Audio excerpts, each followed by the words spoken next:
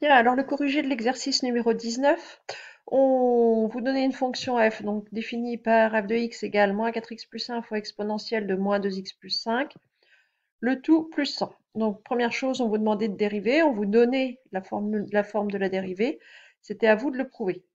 Alors quand on regarde un petit peu la fonction f, on a ici, comment elle est faite, on a ici un produit d'une fonction affine par une exponentielle, et puis plus 100.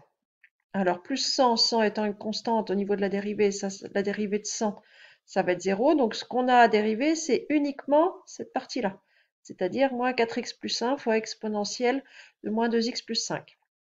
Donc c'est un produit UV. Un produit UV se dérive en U'V plus UV'. Donc le U ici, c'est moins 4x plus 1. Le V exponentielle moins 2x plus 5. Donc U est une fonction affine, moins 4x plus 1 va se dériver en U' égale moins 4. V, c'est l'exponentielle d'une fonction affine. Donc je vous rappelle que pour dériver ça, on va juste faire passer devant l'exponentielle le coefficient qui est devant x de la fonction affine ici, c'est-à-dire moins 2 fois exponentielle de moins 2x plus 5. Ensuite, j'applique la formule de dérivation. Donc f' de x, c'est U'V, donc moins 4 fois exponentielle de moins 2x plus 5. Plus UV' plus moins 4x plus 1 fois moins 2 exponentielle de moins 2x plus 5. Quand on remet ça un petit peu en forme, cette partie-là, là, j'ai basculé le moins 2 devant la parenthèse.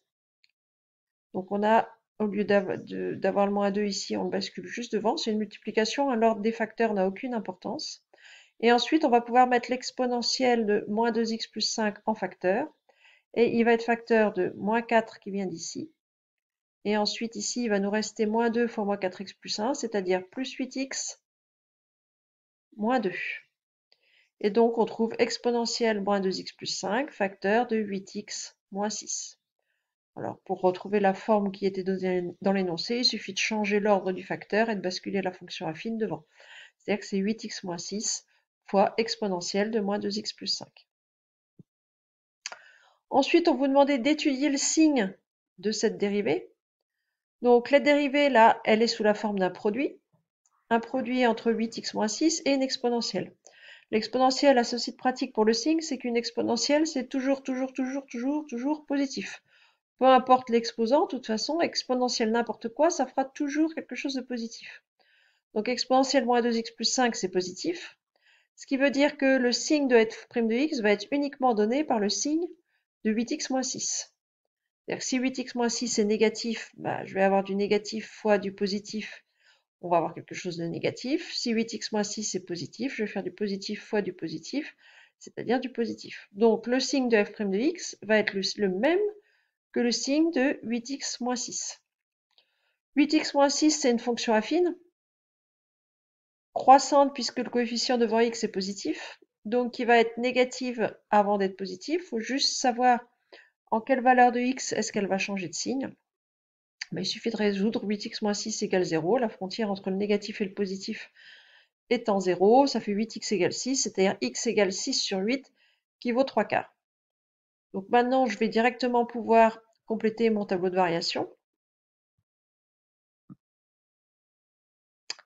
Donc, mon changement de signe va s'opérer en 3 quarts. Avant 3 quarts, 8x moins 6 est négatif. Après, il est positif. C'est une fonction affine croissante. Donc, f' de x est négatif avant 3 quarts, positif après. Donc, f va être décroissante entre moins l'infini et sur l'intervalle moins l'infini 3 quarts, croissante sur l'intervalle 3 quarts plus l'infini. Il reste ici à calculer l'image de 3 quarts par la fonction f, ce que j'ai fait juste au-dessus. Donc la fonction f, je rappelle, c'était moins 4x plus 1 fois exponentielle de moins 2x plus 5. Donc on remplace x par 3 quarts, ça fait moins 4 fois 3 quarts plus 1, fois exponentielle de moins 2 fois 3 quarts plus 5, le tout plus 100. Oui, j'ai oublié de dire. Donc moins 4 fois 3 quarts, ça fait moins 3. Moins 3 plus 1, on va avoir moins 2. Moins 2 fois 3 quarts plus 5, ça fait 7 demi, c'est-à-dire 3,5. Et le tout plus 100. Donc ma fonction f va avoir un minimum en 3/4. Ce minimum vaut moins 2 fois exponentielle de 3,5 ou 7,5 comme vous voulez, plus 100. Quand on regarde une valeur approchée de ce calcul-là, ça fait entre 33 et 34, hein.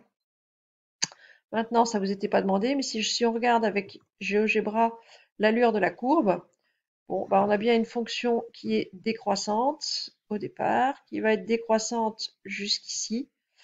Bon, bah, voir qu'ici, on est à 3/4, ça semble pas scandaleux puisqu'ici c'est le niveau 1.